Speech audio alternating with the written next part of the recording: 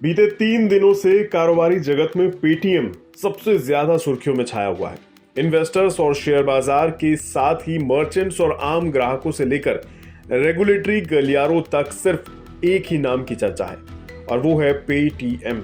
जी हाँ, पेटीएम के शेयरों में इन्वेस्टर्स तो आईपीओ के वक्त से हाथ जलाए बैठे हैं, लेकिन अब तो ऐसे इन्वेस्टर्स भी बुरे घाटे में होंगे जिन्होंने आईपीओ के बाद के गिरे भाव पर इसमें पैसा लगाया होगा।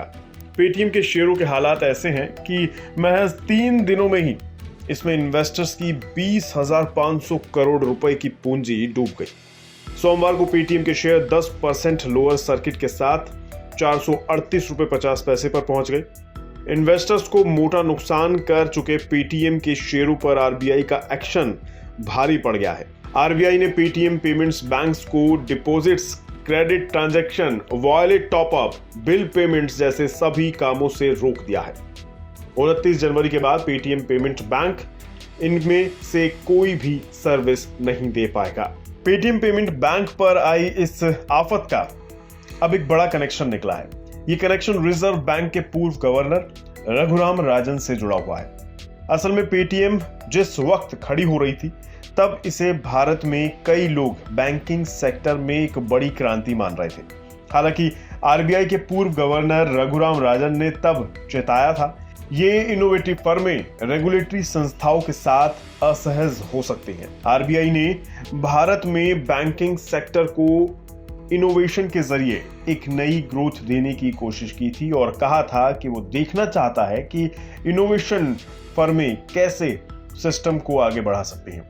आरबीआई ने अगस्त 2013 में अपने डिस्कशन पेपर में कहा था कि भारत को उच्च दर्जे की बैंकिंग सर्विसेज की जरूरत है और इसे बाद की एप्लीकेंट्स को लाइसेंस जारी किए गए हैं। पेटीएम के फाउंडर विजय शेखर शर्मा उन 11 आवेदकों में थे जिन्हें आरबीआई ने पेमेंट बैंक लगाने के लिए अगस्त 2015 में सैद्धांतिक मंजूरी दी थी। पेटीएम पेमेंट्स बैंक 197 कम्युनिकेशन की एक इकाई है जिसका पीपीबीएल में 49% स्टेक है। विजय शेखर शर्मा के पास इसमें 51% स्टेक है। अगस्त 2016 में रिजर्व बैंक के गवर्नर रघुराम राजन ने कहा था, हम पेमेंट्स बैंक पर एक दाव लगा रहे हैं।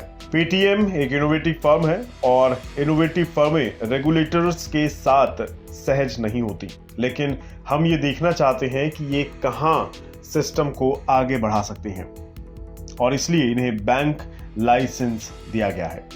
रघुराम राजन सितंबर 2013 से सितंबर 2016 तक रिजर्व बैंक के गवर्नर रहे थे। तब राजन ने दावा किया था कि कई साल से हम कह रहे हैं कि देश में बैंकिंग क्रांति की जरूरत है। ये क्रांति आज आ गई है। यूपीआई लॉन्च करते हुए एक इवेंट में राजन ने कहा था, ना कहना सबसे आसान है। जब अनिश्चितता होती है तो ना कहना आसान होता है। बेहतर ये कहना होगा कि हमें देखना चाहिए, इंतजार करना चाहिए और ये देखना चाहिए कि रेगुलेशन किस तरह से बेहतर बन सकते हैं। तब एक फेसबुक पोस्ट में पेटीएम ने राजन के इन शब्दों के लिए शुक्रिया अदा किया था। इस पोस्ट में लिखा गया था, हम आरबीआई गवर्नर रघुराम राजन के शब्दों से अभिभूत हैं जो हमारे इनोवेशन पर भरोसा करते हैं। हालांकि पेटीएम पेमेंट्स बैंक्स पर लगी पाबंदियां नई नहीं है और इसकी शुरुआत 2017 की इसकी नींव रखने के 1 साल के भीतर ही हो गई थी। ये ऐसे गंभीर उल्लंघन है जो बैंक के कस्टमर्स को न सिर्फ डेटा ब्रीच बल्कि फ्रॉड के खतरे में भी धकेल रहे थे। रिपोर्ट से पता चलता है कि प्रमोटर्स की तरफ से ट्रांसपेरेंसी की कमी भी आरबीआई के एक्शन की एक बड़ी वजह है। माना जा रहा है कि कई मौकों पर कंपनी के प्रमोटरों ने झूठी कंप्लायंस रिपोर्ट भी सबमिट की है। पेटीएम पेमेंट्स बैंक्स को जनवरी 2017 को बैंकिंग लाइसेंस मिला था। इसके 1 साल के भीतर पीपीबीएल यानी पेटीएम पेमेंट्स बैंक को लाइसेंस कंडीशन के उल्लंघन के लिए आरबीआई के एक्शन का सामना करना पड़ा था। इसमें डे एंड बैलेंस और नो फेयर कस्टमर्स यानी केवाईसी जैसी गाइडलाइंस पर नॉन कंप्लायंस शामिल थे।